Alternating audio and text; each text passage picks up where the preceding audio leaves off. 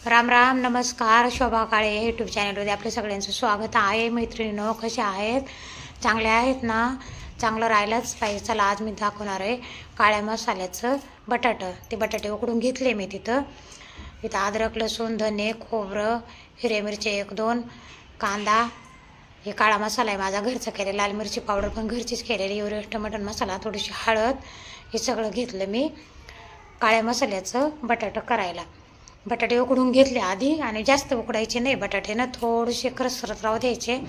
आणि याच्यात पण उकडतात ना आपल्या काळ्या मसाल्याच्या भाजीत, तर छान लागतात. नाही तर जास्त बटाटे उकडून घेतले का पानचट लागतात. आता हे मसाला इथं भाजून घेतला सगळा. कांदा, धने, हिरवी मिरची, खोबरं हे असं भाजून घ्यायचं गव्हाळं. जास्त करपू नाही द्यायचं. आणि आता हे झालं आपलं, वाटून घेतलं मी. आज ना पाट्यावर वाटलं नाही, मला टाईमच नव्हता. मिक्सरमध्ये काढून घेतलं. पाणी गरम करून घ्यायचं भाजीला. पाणी गरम करून पण घेतलं. आता इथं ना आपण टाकला मसाला, असा चांगला मसाला टाकायचा आणि ग्रेव्ही करून घ्यायची त्याची.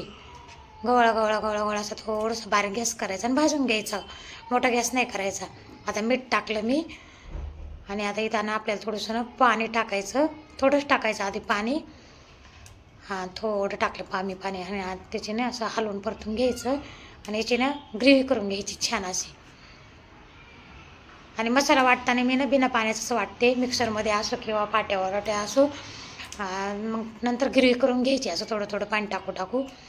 ग्रेव्ही झाली करून 5-1 मिनटं करत राहायची ग्रेव्ही. आणि नंतर मग पाणी सोडायचं. हाय बाई, आता वरून कोथिंबीर टाकली मी. आता इथे बटाटे सोडले, उकडून घेतलेले बटाटे. अशी चमचमीत भाजी, कमी तेल वापरता मटणासारखी भाजी. बटाट्याची कशी झाली आहे. आणि लोखंडाच्या कढईतच करत जा, शक्य होईन तिथपर्यंत. तर छान तरी येते भाज्यांना लोखंडाच्या कढईमधली. चवदार पण लागत आता. बघा ही आपली कशी भाजी झाली आता बघा. आणि खूप कमी तेल वापरले मी या भाजीला. मी जास्त तेल वापरत नाही भाजीला. बघा कसं तेल आले. मटणासारखी भाजी झाली बघा. अशी भाजी बनवा, काळ्या मसाल्याची किंवा काळ्या वाटणाची बटाट्याची भाजी. बघा कसं तेल आलं भाजीला. कमी तेल वापरलं होतं बरं का मी.